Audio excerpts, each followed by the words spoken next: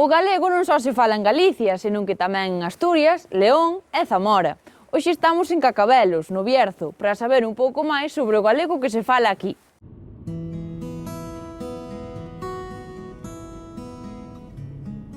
Pois nada, que nós, como che dicía, vimos na televisión de Galicia e estamos moi interesados porque non sabíamos que aquí se falaba tanto galego e queremos saber un pouco.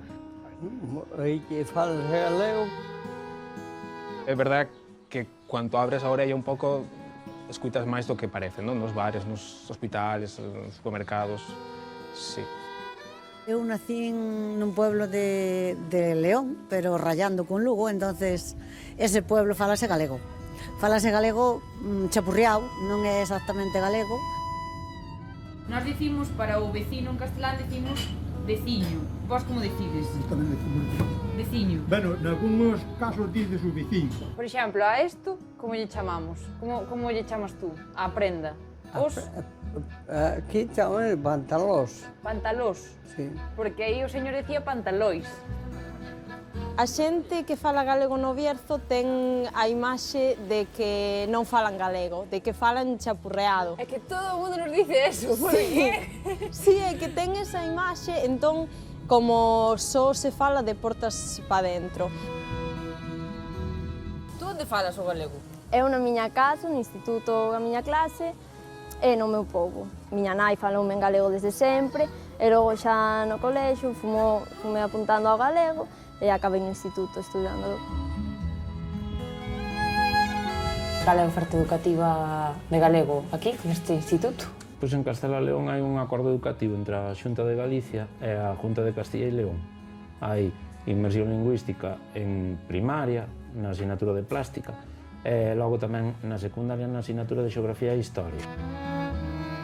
As maiores teñen en cuarto da ESO e primeiro e segundo de bacharelato 3 asignaturas xa exclusivamente de lingua e cultura, na que van perfeccionando o nivel de galego que colleron xa coa parte de inmersión do programa. Neste centro educativo, dun total de alrededor de 300 alumnos, pois un número de 60 escollen a optativa de galego. E a maiores tamén despois, xa fora da etapa da secundaria, tamén se pode estudar galego na Escola de Idiomas. É o único centro de Castela e León, o de Ponferrada, no que está disponible galego desde os primeiros niveis ata o C1. Despois hai moita xente berciana que vai a clases por tema do celga. Que saiban que do galego se pode vivir. Podes usar as novas tecnoloxías, podes ver o digo cho eu. Entón, bueno, que vayan vendo que o galego non é algo do pasado, que pode ser do futuro. Que vos viñerades, eu penso que vai ter moito impacto. Sí. Sempre estamos aí pensando. Bueno, eu é o meu primeiro ano como profe de galego aquí, pero levo vivindo máis tempo. Chegabas a un sitio, estaban falando, pero ti chegabas querías falar, pero xa non se contestaban, xa cambiaban ao castelán, porque o non ser do grupo, pois, non sei, hai así esa, bueno, ese bloqueo ou esa, que o sinte como algo moi privado. Esa situación do galego aquí é crítica, é dicir, hai, por un lado, unha perda total da transmisión lingüística entre xeracións. Pero alguna vez sí que me dixeron, non fales así, tal, non sei que. Xente maior que fala galego, claro, en plan, diante a xente non fagas eso. A xente maior que falaba galego dicíache que non falases galego? Sí, unha vez, pasou unha vez, sí.